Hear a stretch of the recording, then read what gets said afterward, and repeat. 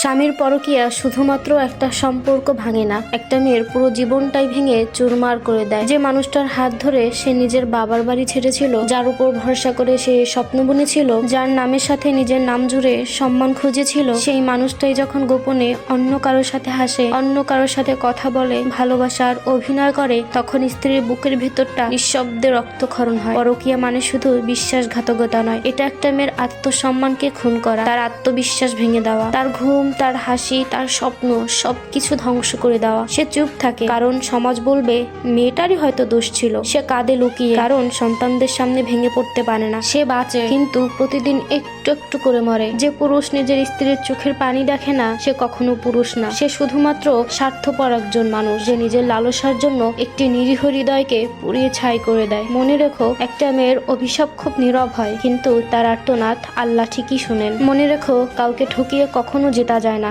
আল্লাহ ছাড় দেয় কিন্তু ছেড়ে দেয় না।